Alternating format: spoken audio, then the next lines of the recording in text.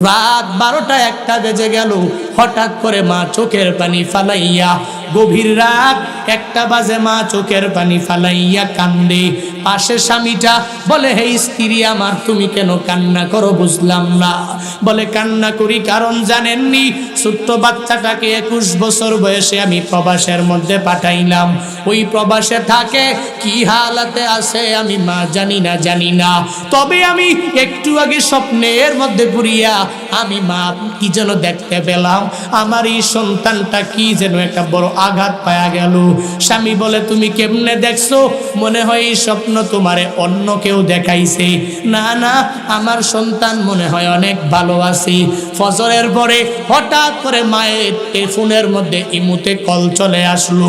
সন্তানের পাশে থেকে একজন সন্তানের পাশের বন্ধু জানায়া দেয়, হে সন্তানের মা, আপনার সন্তান হঠাৎ করে স্ট্রোক করে হঠাৎ করে জমিনে পড়ে গেল। আমরা দরিয়া হসপিটালের বেডে নিয়ে গেলাম। বলে, কয়টা বাজে? বলে, রাত 12টা বাংলাদেশের সময়ে। বলে, আমি মাতে ওই সময় স্বপ্নে দেখলাম আমার এই সন্তানটার এই করুণ পরিস্থিতি। স্বপ্নটাও ফলে গেল, আমার এই সন্তানটা কি হালাতে আছে আমি জেনে গেলাম। ওইটা মাই বুঝে, দুনিয়ার কোনো বান্দা বুঝবে না। ওইটা মাই জানে, দুনিয়ার কোনো মানুষ বান্দা জানে না। ওই ছোট্ট সন্তানটারে নিজে টাকা দিয়া সৌদি আরবে যেই মায়েরা সন্তানটারে পাঠাইয়া দেয়, ওই মাই তো জানে সন্তানের কি পরিমাণ মায়া। ওই মাই তো ভালো করেই জানে সন্তানের প্রতি কি পরিমাণ মায়া। কারণ জানে সন্তানটা আমার কুলের মধ্যে লালিত পালিত হয়ে যাবে। এই সন্তানটাকে জোর করে আমি প্রবাসের মধ্যে পাঠাইলাম। এ বান্দা, ওই মায়ের মনের মধ্যে এর পরেও তো তুমি কষ্ট দিতে দেরি করো না। বাহিরে যাইয়া মনে করো আমি অনেক টাকাওয়ালা হয়ে গেলাম, সন্তান ভালো, কিন্তু সন্তান যে একটা বউ আনলো, বউটা দাজ্জাল মার্কা। কেমন জানেননি? সন্তানটারে লালন পালন কইরা মা বড় করলেন। মা অনেক মায়া কইরা সন্তানটাকে বড় কইরা বিদেশে পাঠায়া দিলেন। ওই সন্তানটারে বিয়া কইরা 1 বছর পরে সন্তান বিদেশে চলে গেল। এখন মা বাবা বাংলাদেশের জমিনের মধ্যে আরামেও ঘুমাইতে পারে না, আরামেও খাইতে পারে না। কত দাজ্জাল মার্কা ওই প্রবাসীর বউরা ওই মায়ের যেই পরিমাণ আঘাত দেয়, আছে না নাই? ও মনে করে এই ঘরের মধ্যে আমি তো সবচেয়ে বড় মালিক, এই ঘরের মধ্যে আমার জামাই বড় টাকাওয়ালা, এই ঘরের মধ্যে আমি সবার উপরে প্রেসার দিয়ে দিব। আমার কথা আমার দেবর শুনবে, আমার কথা আমার বাসুর শুনবে, আমার কথা আমার শাশুড়ি আম্মা শুনতে হবে, আমার কথা আমার শ্বশুর আব্বা শুনতে হবে। কারণ এর একমাত্র কারণ হলো সে তো মনে হয় আমার স্বামী বড় লোক, এর মানে আমিও বড় লোক, এই ঘরের মধ্যে কর্তৃত্ব চলবে আমার। হে সন্তানেরা, নিজের বউরে প্রায়োরিটি দিয়া ওই মায়ের মনে তুই আঘাত দিও না। কারণ মা তোরে অনেক মায়া করে বড় করলেন, গর্বে নিয়ে মাই বড় করলেন। দুনিয়াতে আসার পরে দুগ্ধপান মাটাই করাইলেন। আবার দুনিয়াতে আসার পরে মাটা আস্তে আস্তে তোরে বড় করলেন। তোর লালন পালনের দায়িত্বভার ওই মাটাই তো বান্দা পূর্ণাঙ্গ নিয়ে নিলেন। ছোট্ট সাহাবী মায়ের যাইয়া বলে না, হে মা, আমার পেটের মধ্যে ক্ষুধা লেগে গেছে, মা তুমি খানা দাও। বরং মাকে 3 বার বলে, 3 বার মাকে মা বলে ডাকতে দেরি। মা বলে, বুঝার বাকি নাই, হে সন্তান তুমি আমার কাছে কি চাও? তবে আমি আমার ঘরের মধ্যে খানা নাই, তোমাকে খানা দিতে পারবো না, তবে একটা টিপ তোমাকে আমি দিয়া দিতে পারবো। যাও আলামিনের দরবারে যাও, তোমার বাবাকে সঙ্গে নিয়া নবীর দরবারে মসজিদে নববীর মধ্যে যদি যাইয়া ওই নবীর সামনে যদি তুমি এক নজর দিয়া তাকাইয়া থাকো, আমার নবীর চেহারা মুবারকের দিকে তাকাইতে দেরি হয়ে যাবে, তোমার পেটের ক্ষুধা নিবারণ হতে দেরি হবে না। আল্লাহ নবীকে আমরে হাজার মারুফের সিগা দ্বারা আদেশ দিয়া জানায়া দেয়, নবী আমার উম্মত গুলোরে জানাইয়া দেন, আপনার উম্মত যদি আমি রবের ভালোবাসা নিয়ে চলতে চাই, আমি রবের প্রেম নিয়ে যদি চলতে চাই, আমি রবের ভালোবাসা নিয়ে যদি আগাইয়া যেতে চাই, তাহলে নবী আপনার ইত্তেবা ছাড়া আর কারো ইত্তেবা করতে পারবে না। নবী আপনার আদর্শ ছাড়া অন্য কোনো মানুষের আদর্শে আদর্শবান হতে পারবে না। নবী যদি আপনার ইত্তেবা যদি আপনার উম্মতেরা করতে পারে, আমি আল্লাহ মায়া করে দুইটা প্রতিদান বান্দাগুলোরে দিয়া দিব। এক নাম্বার, যদি আপনার উম্মতেরা নবী আপনার পূর্ণাঙ্গ ইত্তেবা যদি করতে পারে, অনুসরণ যদি করতে পারে, যদি আপনার অনুকরণ আপনার উম্মতেরা করতে পারে, আমি আল্লাহর ভালোবাসা পাওয়ার জন্য এই মানুষগুলো বড় পেরেশান হয়ে গেল। আমি আল্লাহর ভালোবাসা পাওয়ার জন্য এই মানুষগুলো বড় পাগল পারা হয়ে গেল। আমি আল্লাহর ভালোবাসা পাওয়ার জন্য নবী আপনার ইত্তেবাও তারা করা আরম্ভ করে দিল। আমি আল্লাহর ভালোবাসা পাওয়ার জন্য নবী আপনার অনুসরণ অনুকরণ আরম্ভ করে দিল। এই বান্দা এত কষ্ট করে করে নবী আপনার সুন্নতের উপরে আমল করার কারণে আমি আল্লাহ, এই বান্দা আমি আল্লাহকে ভালোবাসা লাগবে না, বরং আমি আল্লাহই বান্দাকে ভালোবাসবো। তবে যদি নবী আমার আপনার ইত্তেবা করে করে যদি আপনার উম্মতটা দুনিয়াতে চলতে পারে, এক নম্বরে আমি ভালোবাসবো, দুই নম্বরে কি বড় প্রতিদান নেই বান্দাগুলোরে দিয়া দিব। আপনার নবীকে যদি তারা আদর্শ বানাইয়া চলতে পারে, ওই নবীর আদর্শে যদি আমার বান্দারা আপনার উম্মতেরা যদি আদর্শবান হতে পারে, ওই নবীকে যদি ইত্তেবা করে করে দুনিয়ার মধ্যে চলতে পারে, কি ফায়দা হবে? এক নম্বরে তো আমি আল্লাহ বান্দাটাকে মায়া করব, এক নম্বরে এই বান্দাটাকে আমি আল্লাহ ভালোবাসবো, দুই নম্বরে এই বান্দা যে আপনার ইত্তেবা করার জন্য পাগল পারা হয়ে গেল, আপনার প্রেম অন্তরের মধ্যে নিয়ে বিভিন্ন ওয়াজ মাহফিলে যাইয়া নবীর ভালোবাসার কথা শুনিয়া চোখের পানি ফালাইয়া কান্না করলো, ওই নবীকে নিজের দিল দিয়া অন্তর দিয়া মোহাব্বত করলো। শুধু মোহাব্বত না, মোহাব্বতের পাশাপাশি নবীর সুন্নতের উপরেও আমল করলো। মৌখিকভাবে নবীর খাঁটি আশেক নিজেকে দাবি করলো না, বরং সুন্নতের আমলগুলো করিয়া করিয়া নিজের আশেক বানাইলো। আল্লাহ বলেন, নবী আমার আপনার উম্মতেরা যদি আপনার ইত্তেবা করে করে দুনিয়াতে চলতে পারে, এক নম্বরে ভালোবাসলাম, দুই নম্বরে এই বান্দার পুরা জিন্দেগিতে এমন কোনো গুনাহ নাই এই বান্দাটা দুনিয়াতে করলো না। আপনার সুন্নতের উপরে আমল করার কারণে, আপনাকে আদর্শ বানানোর কারণে, আপনাকে ইত্তেবা করার কারণে আমি আল্লাহ বান্দার ইহকালীন জিন্দেগির পূর্ববর্তী সব গুনাহ ক্ষমা করে দিব। আল্লাহ বলেন, দুইটা প্রতিদান দিলাম, এই দুইটা প্রতিদান নবীর ইত্তেবা করার মাধ্যমে তুই পাওয়া যাবা। দুইটা পুরস্কার দিলাম, এই দুইটা পুরস্কার নবীকে ইত্তেবা করার মাধ্যমে পাওয়া যাবা।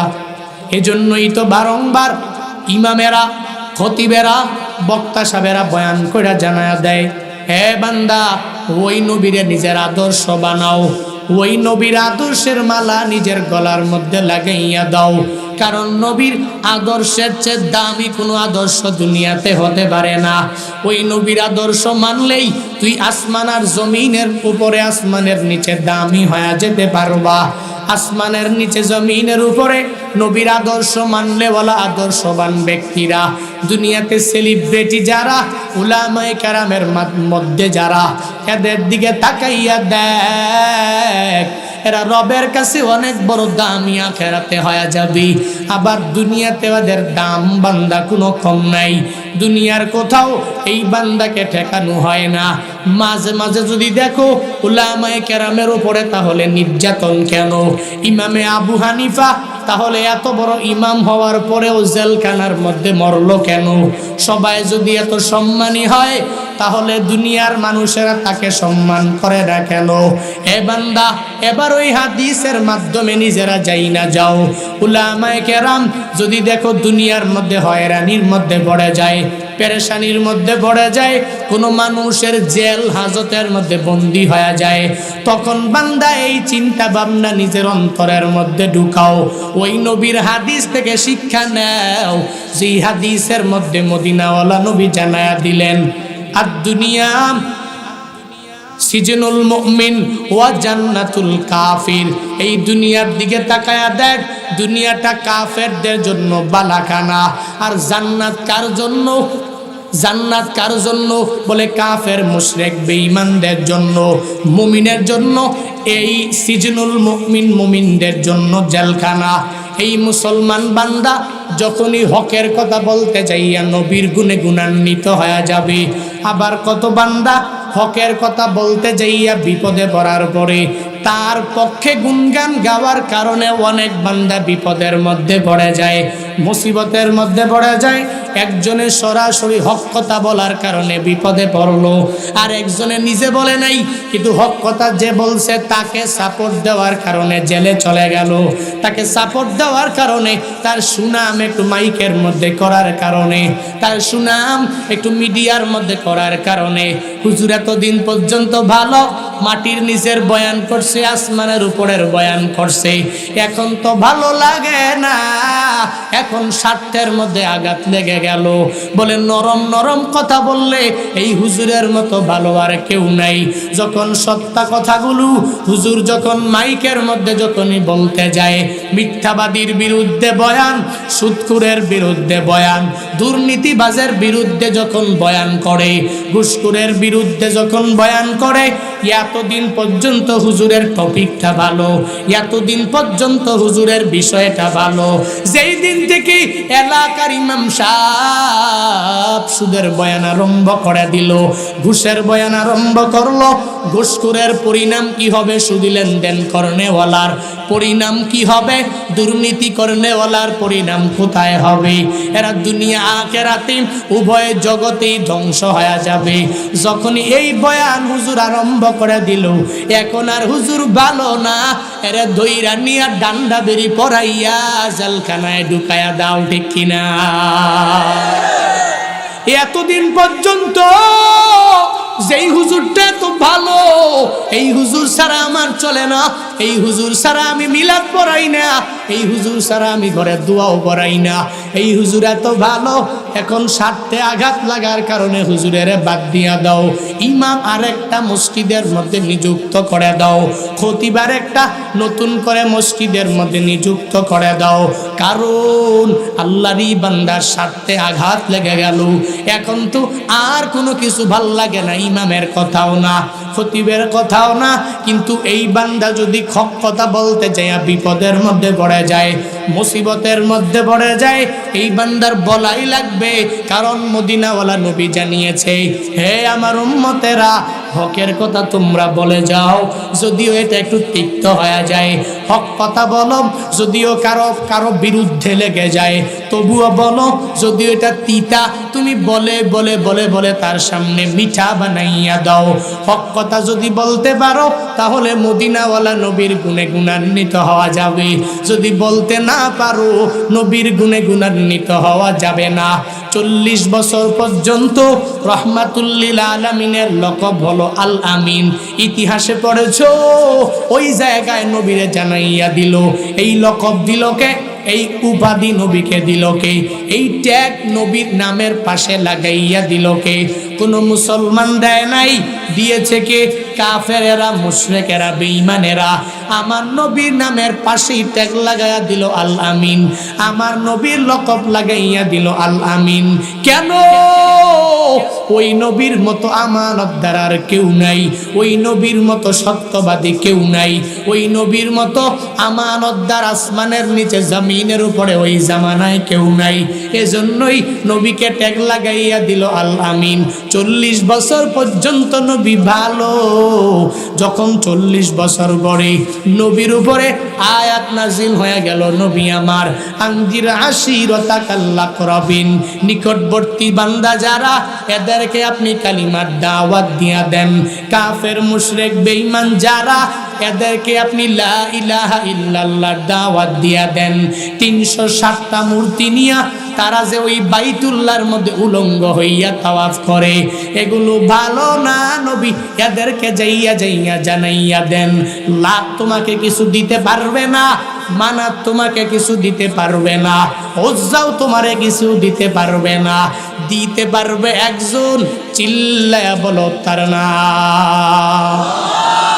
রাহমাতুল লিল আলামিন জানায়া দিলেন, হে কাফেরেরা, হে মুশরিকেরা, হে বেঈমানেরা, পড়ে নাও লা ইলাহা ইল্লাল্লাহ, আল্লাহ ছাড়া কোনো মাবুদ নাই, আল্লাহ ছাড়া কোনো মাশুক নাই, আল্লাহ ছাড়া ইবাদত পাওয়ার যোগ্য আর কেউ নাই।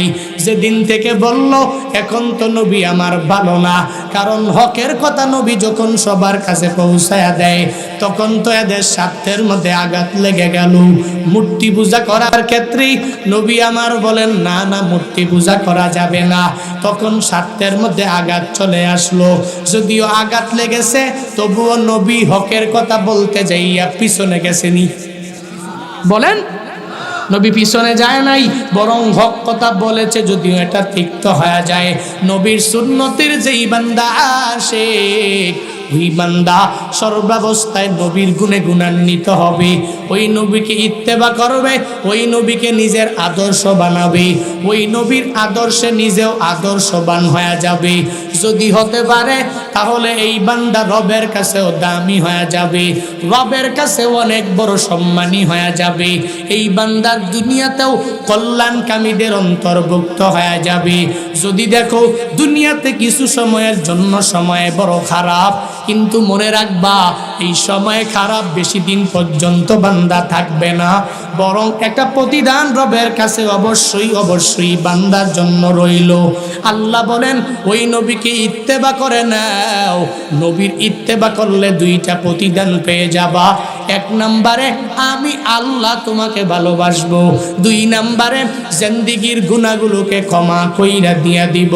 হে বাঞ্ছারামপুরের মুসলমানেরা, ওই নবীর ইত্তেবা যদি করতে চাও, তাহলে নবীর আদর্শের মধ্যে বান্দা কোনো মিথ্যা নাই। তুমি নবীকে যদি নিজের অনুসারী যদি নবীর হতে চাও, নবীর একজন খাঁটি ফলোয়ার যদি নিজের বানাইতে চাও, জিন্দেগিতে মিথ্যা বলা যাবে না। নবীরে ইত্তেবা করতে হলে ওয়াদা করে ওয়াদা খিলাফ করা যাবে না। নবীকে ইত্তেবা করতে হলে আমানত রাখলে খিয়ানত করা যাবে না। নবীকে ইত্তেবা করতে হলে চুগলখড়ি করা যাবে না। নবীকে ইত্তেবা করতে হলে বিটিএস এর ফ্যান হওয়া যাবে না। নবীকে ইত্তেবা করতে হলে অন্যায় অপরাধ করে যারা এদেরকে নিজের ফলোয়ার বানানো যাবে না। নবীকে ইত্তেবা করতে হলে নবীর বাইরে দুনিয়ার কেউ আমার আদর্শ হবে না। দাড়িটা কেমন ভাবে রাখবো, ওইটা নবীর আদর্শ অনুযায়ী রাখা লাগবে। মুস্তা কিভাবে আমি রাখবো, ওইটা মদিনাওয়ালা নবীর আদর্শ অনুযায়ী হয়ে যাবে। চুল আমি কেমন করে কাটবো, ওইটা মদিনাওয়ালা নবীর আদর্শ অনুযায়ী হয়ে যাবে। পোশাক আমি কেমনে পরবো, ওইটা মদিনাওয়ালা নবীর আদর্শ হয়ে যাবে। শুধু বললাম হুজুর দোয়া করবেন, আমি নবীর কাটি আশেক হয়ে গেলাম, এভাবে হওয়া যায় না, বরং প্রমাণ দেওয়ার মাধ্যমেই হওয়া লাগবে। রহমাতুল লিল আলামিনের সাহাবীরা যেই পরিমাণ নবীর খাঁটি আশেক হয়ে গেলেন রে বান্দা, এরা প্রমাণ দেওয়ার কথা বললেন, নিজেই নগদ প্রমাণ দেওয়ার জন্য পাগল পারা হয়ে গেলেন। নবীর এক সাহাবী, বয়স রাবিরা বলেন, কেউ বলেন 11, আবার কেউ বলেন বয়স হবে 13। ছোট্ট বাচ্চা, সন্তানটাও সাহাবী, বাবাটাও সাহাবী, দুইজনই সাহাবী। কারণ রহমাতুল লিল আলামিনের হাতে কালিমা পড়নেওয়ালা মুসলমান দুইজন সাহাবী। পেটের মধ্যে খানা নাই, ঘরের মধ্যেও খানা নাই, পেটের ক্ষুধার যন্ত্রণা সহ্য করতে পারে না। ছোট্ট ছোট্ট বাচ্চারা যখনই সারাদিন খেলার মাঠের মধ্যে দৌড়ায়, পেটের মধ্যে যখনই ক্ষুধা লেগে যায়, মায়ের কাছে দৌড়াইয়া যায় কি যায় না? বলেন, মায়ের কাছে যায় আর মায়ের কাছে যাইয়া মায়ের ডাইকা জানা দেয়, ও মা পেটের মধ্যে বড় ক্ষুধা লেগে গেল, ও মা তুমি আমার পেটের ক্ষুধা নিবারণ করার জন্য আমারে খানা দাও, আমি খানা খাইয়া পেটের ক্ষুধা নিবারণ করব। তবে মায়ের কাছে যাইয়া সন্তান স্পষ্টভাবে বলা লাগে না, বরং মায়ের কাছে যাইয়া এই সন্তানটা যখন মারে ডাক দিয়া জানায়া দেয়, হে মা তুমি আমাকে বলো না, আমার আমার মনে মনে কি চাই তুমি আমায় বলো। দেখবা মা টপ টপ করে ঠাস ঠাস করে বলে দিবে সন্তানের মনের মধ্যে কি চলতেছে। ছোট্ট সাহাবীটা পেটের ক্ষুধা নিয়ে মায়ের দিকে দৌড়ায়, যা বলে ও মা। একবার যখন মারে ডাক দিয়া দিল, দুইবার মাকে ডাক দিয়া দিল, তিনবার যখন মাকে মা বলে ডাক দিয়া দিল, মা বলে রে সন্তান আমার, তুই আমি মায়ের তিনবার যে মা বলে ডাক দিয়া দিলা, আমি মায়ের আর জানার বুঝার বাকি নাই। তুমি আমার কাছে কি চাও আমার জানার বাকি নাই। আমি বুঝে গেলাম তোর পেটের মধ্যে ক্ষুধা, আমি জেনে গেলাম, কারণ আমি জানি আমার ঘরের মধ্যে খানা নাই। পেটের ক্ষুধার যন্ত্রণা তুই সহ্য করতে পারো না।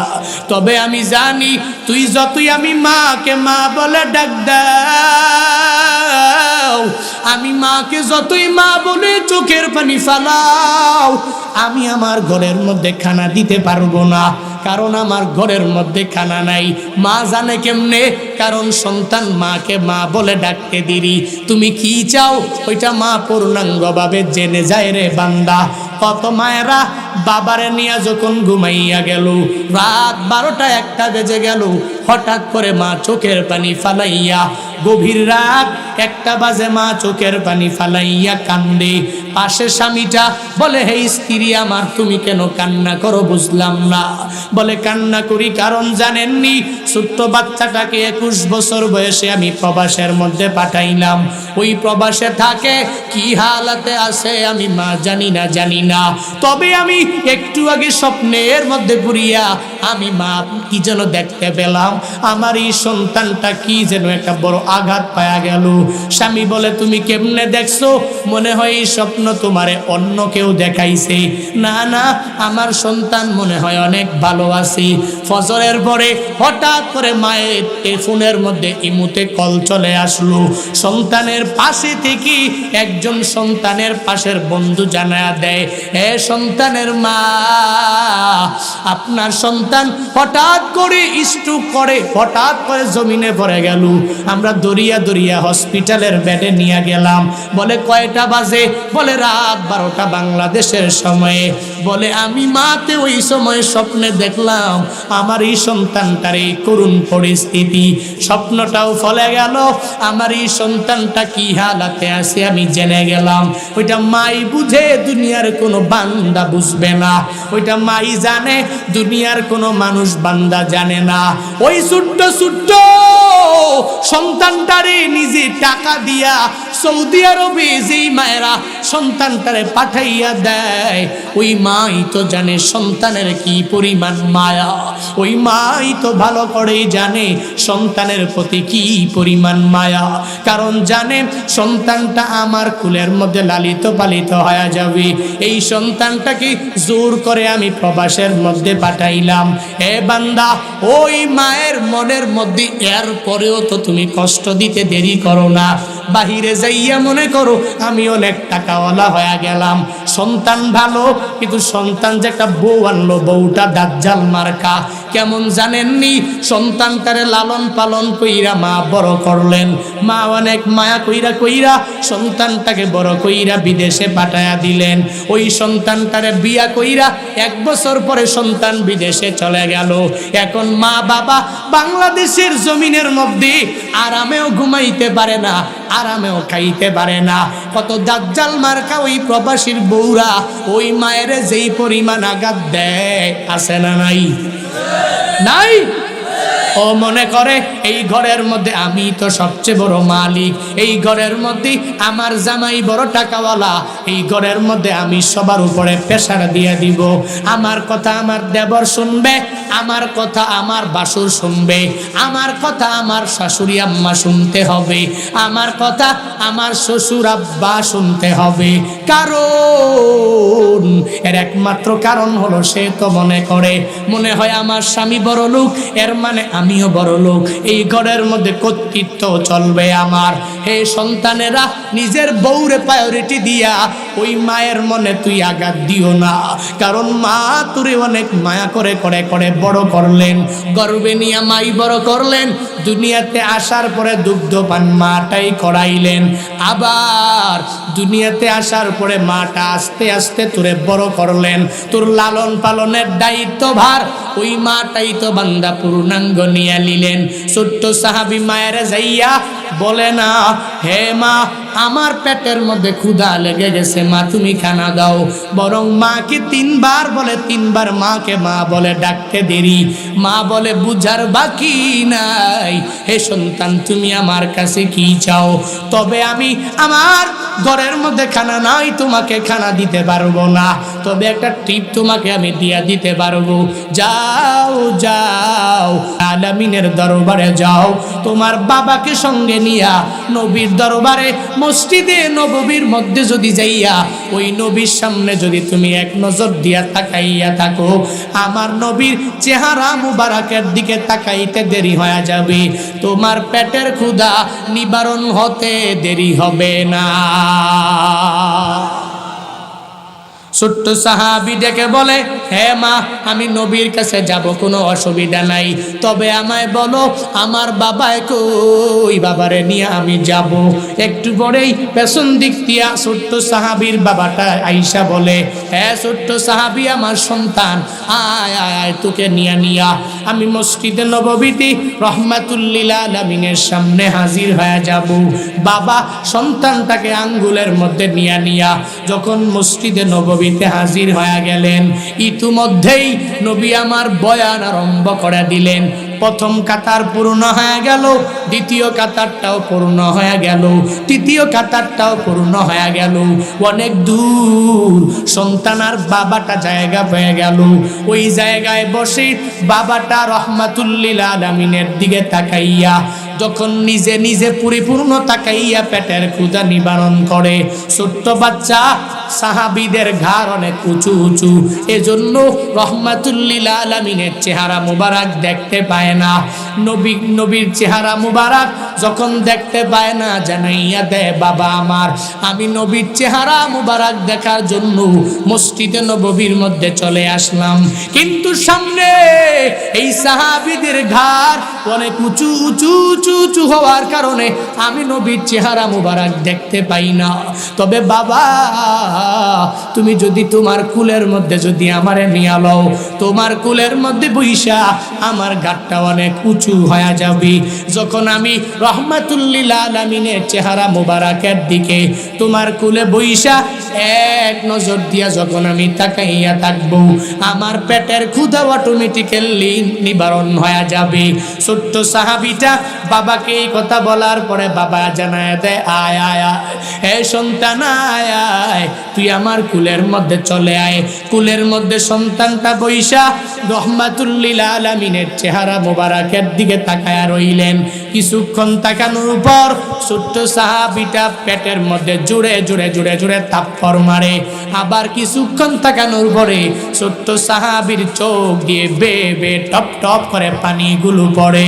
বাবা সন্তানের এই কার্যকলাপগুলো দেখিয়া জানাইয়া দেয়, হে আমার সন্তান, রহমাতুল লিল আলামিনের চেহারা মুবারকের দিকে তুমি তাকাইলা, আমার কুলের মধ্যে বসিয়া বসিয়া তুমি এক নম্বরে পেটের মধ্যে জুড়ে জুড়ে জুড়ে জুড়ে কেন থাপ্পড় মারলা?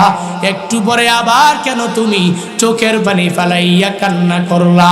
এই জবাবগুলো তুমি আমারে দাও।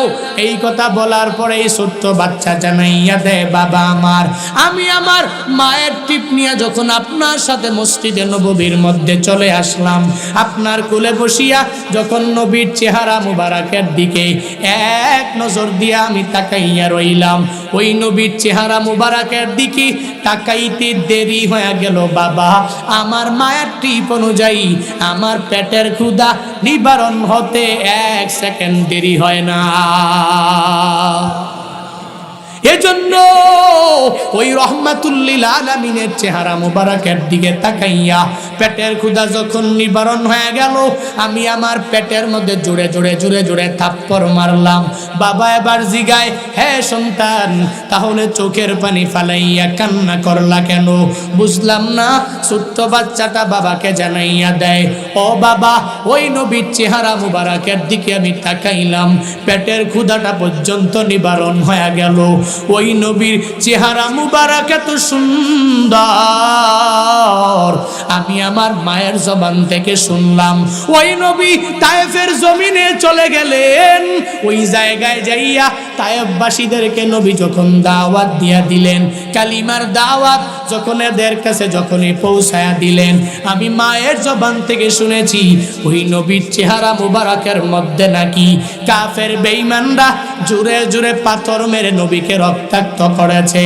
ওই নবীর দেহ মুবারকের মধ্যে নাকি কাফের বেঈমানরা পাথর মেরে মেরে ওই নবীকে ওই তায়েফবাসীরা রক্তাক্ত করে ফেলেছে। আমি আমার নবীর চেহারা মুবারকের দিকে তাকাইলাম, তখনই আমার চিন্তা চলে আসলো, ওই কাফেরেরা কি, ওই বেঈমানেরা কি আমার নবীর চেহারা মুবারকের দিকে তাকাইয়া একটুও মায়া লাগে নাই? ওই চিন্তা করে করে আমি ছোট্ট সাহাবী হওয়ার পরেও চোখের পানি ফালাইয়া কান্দি।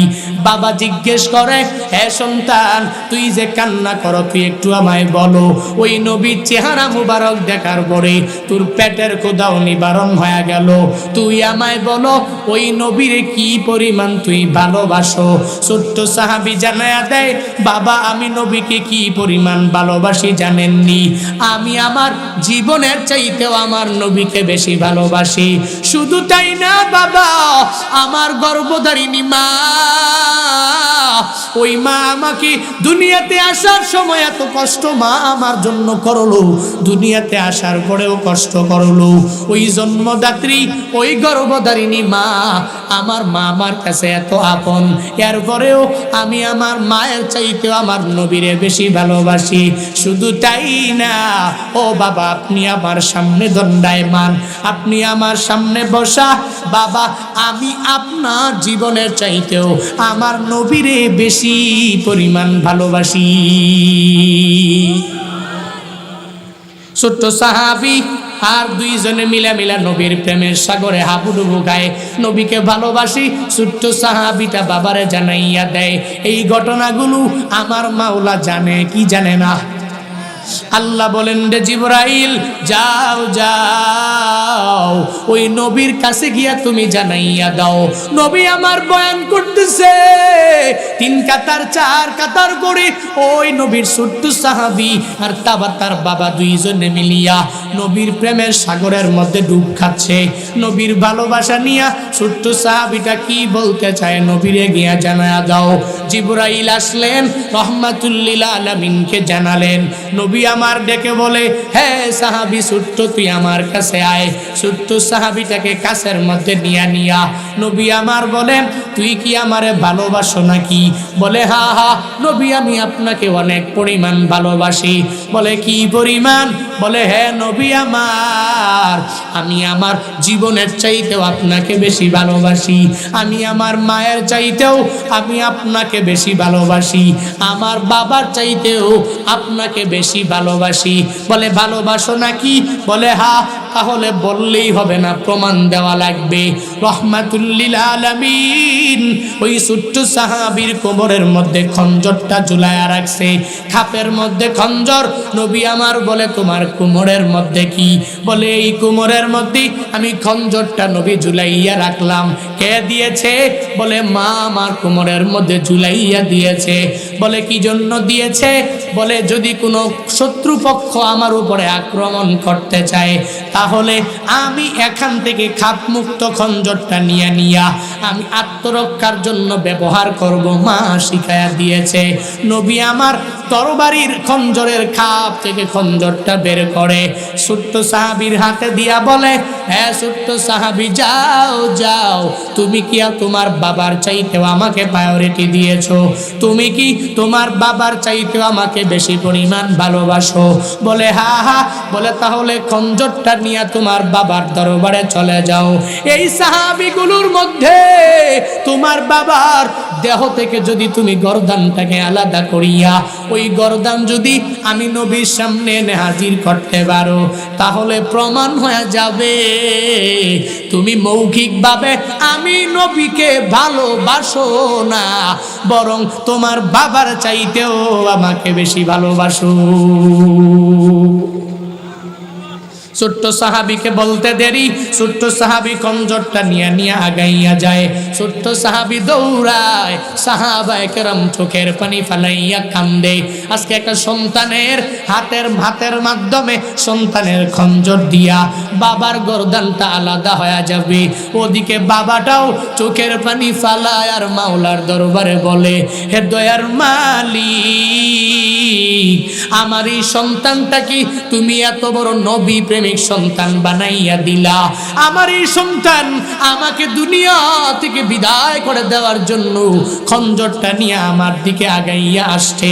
আমার দেহ থেকে গর্দানটা আলাদা করার জন্য বড় পাগল পারা হয়ে গেল। তবে আল্লাহ, আমার কোনো আফসোস নাই, আমার বুঝা গেল আমার এই সন্তান নবীর জন্য বড় পাগল। ও আল্লাহ, বুঝা গেল ইসলামের জন্য সন্তানটা বড় পাগল। বাবা খুশি হয়ে হয়ে চোখের পানি ফালাইয়া মাওলার দরবারে যখন কান্না করে, ছোট্ট সাহাবীটা খঞ্জর নিয়া সন্তান যখন বাবার লাশ আনার জন্য গর্দান আনার জন্য দৌড়ে যায়, রহমাতুল লিল আলামিন জানায়া দেয়, হে সন্তান আর যাওয়া লাগবে না। মূলত আমি প্রমাণ নেওয়ার জন্য তোমার হাতের মধ্যে খঞ্জর দিয়েছিলাম। আমি মূলত তোমার বাবাকে দুনিয়া থেকে আলাদা করার জন্য খঞ্জর দেই নাই। তুই আয় আমার দরবারে, তুই চলে আয়, আর বাবাকে দুনিয়া থেকে বিদায় করে দেওয়া লাগবে না। আজকে এই সব সাহাবায়ে কেরামের মধ্যে প্রমাণ হয়ে গেল তুই যে আমি নবীরে ভালোবাসো, কি পরিমাণ নিজের জীবনের চাইতেও বেশি, বাবার চাইতেও বেশি, মায়ের চাইতেও বেশি। আর প্রমাণ লাগবে না, প্রমাণ হয়ে গেল তুই তোর বাবার চাইতেও আমি নবীকে বেশি ভালোবাসো। সাহাবায়ে কেরাম বিভিন্ন পরিপ্রেক্ষিতে বিভিন্ন পরিস্থিতির মধ্যে পড়িয়া রহমাতুল লিল আলামিনকে জানায়া দিলেন। হাদিসে স্পষ্ট উল্লেখ রয়েছে, বিভিন্ন পরিস্থিতিতে এক সাহাবী নবীকে জানায়া দিলেন, ফিদাকা আবি ইয়া রাসূলুল্লাহ, হে নবী আমার বাবা আপনার জন্য কুরবান হয়ে যাক। আবার আরেক সাহাবী বললেন, ফিদাকা উম্মি ইয়া রাসূলুল্লাহ, হে নবী আমার মা আপনার জন্য কুরবান হয়ে যাক। ফিদাকা নাফসি ইয়া রাসূলুল্লাহ, হে নবী আমার পুরা জীবনটা নবী আপনার জন্য কুরবান হয়ে যাক। সাহাবায়ে কেরাম মুখে বললেন, অন্তর দিয়াও করলেন, কার্যেও বান্দা পরিণত করলেন। হে বানসারামপুর এলাকার মুসলমানেরা, ওই নবীর ইত্তেবা কেমনে করবা? বলে কার্যে পরিণত করার মাধ্যমে করা লাগবে। ওগো আম্মা জানেরা, আপনাদেরকে বিনয়ের সুরে বারংবার বলে যাই, হে আম্মা জান, ওই নবীর ইত্তেবা কেমনে করবেন? বলে নবীর ইত্তেবা কেমনে করবেন? নবীর ওই হাদিসটা মেনে চলবেন, যেই হাদিসের মধ্যে রহমাতুল লিল আলামিন জানায়া দিলেন, হে মহিলারা, 4টি আমল করো, যদি করতে পারো জান্নাতের যেই দরওয়াজা দিয়ে মন চায় ওই দরওয়াজা দিয়ে জান্নাতের মধ্যে প্রবেশ করা যাবে। 1 নম্বরে মহিলাদের জন্য আমল, 5 বেলার নামাজ মহিলারা পড়বে। ইদা সাল্লাতিল মারওয়াতু খামসাহা ওয়া সামাত শাহরাহা, রমজানের 30টা রোজা আম্মা জানেরা রাখা লাগবে। 3 নম্বরে স্বামীর ইতাআত করবেন, স্বামীর আনুগত্য করবেন, স্বামী যাই না দেয় আলহামদুলিল্লাহ বলে মেনে নিবেন। 40 বছর পর্যন্ত ওই স্বামীর ঘরটা আপনি করলেন কত সুন্দরভাবে, হঠাৎ করে ওই স্বামীর সময়টা বড় খারাপ হয়ে গেল, এখন তাকে সাপোর্ট দিবেন, ধমক দিয়ে ইগনোর করে তাড়াইয়া দিবেন না। স্বামী স্ত্রীরা সর্বাবস্থায় মহাব্বতে সংসারটা পরিচালনা করবেন। কারণ তখন দেখবেন ওই ঘরের মধ্যে শান্তিরও কোনো অভাব নাই, ওই ঘরের মধ্যে রহমতেরও কোনো অভাব নাই, ওই ঘরের মধ্যে বরকতেরও কোনো অভাব নাই। কারণ যেই ঘরে স্ত্রীটা ভালো, ওই ঘর ভালো, ওই ঘরের মধ্যে বরকতের অভাব নাই। যেই ঘরে স্ত্রী ভালো না, মহিলা ভালো না, ওই ঘরের মধ্যে বিলকুল রহমত আসবে না। এজন্য বাঞ্ছারামপুরের আম্মাজানদেরকে বিনয়ের সুরে বলে যাই, হে আম্মাজানেরা, 5 বেলার নামাজ পড়বেন, 2 নম্বরে রমাদানের রোজাগুলো রাখবেন, 3 নম্বরে স্বামীর আনুগত্য করে করে চলবেন, 4 নম্বরে আপনার করা লাগবে পর্দা, হিজাব পরে পরে বের হওয়া লাগবে। শরীয়তের দৃষ্টিতে আপনার উপরে পর্দাকে ফরজ করে দেওয়া হলো, ওই পর্দা করে আপনি বের হয়ে যাবেন। ও আম্মাজান, এই 4টা আমল করতে পারলে জান্নাতের যেই দরওয়াজা দিয়া মন চায়, ওই দরওয়াজা দিয়া জান্নাতের মধ্যে প্রবেশ করা যাবে। নবীর আনুগত্য করবেন, নবীর সুন্নতের উপরে আমল করার চেষ্টা করবেন। হে বাঞ্ছারামপুরের মানুষেরা, হে বাঞ্ছারামপুরের আম্মাজানেরা, আপনাদেরকে বলি, যতদিন দুনিয়ার মধ্যে বেঁচে থাকবেন, 1 নাম্বার, যখনই রবের কাছে মুনাজাত ধরবেন, তখনই 2 ফোঁটা চোখের পানি ফালাইয়া দোয়া করবেন। 2 নাম্বারে রবের শুকরিয়া দুনিয়াতে বেশি বেশি বেশি বেশি করবেন।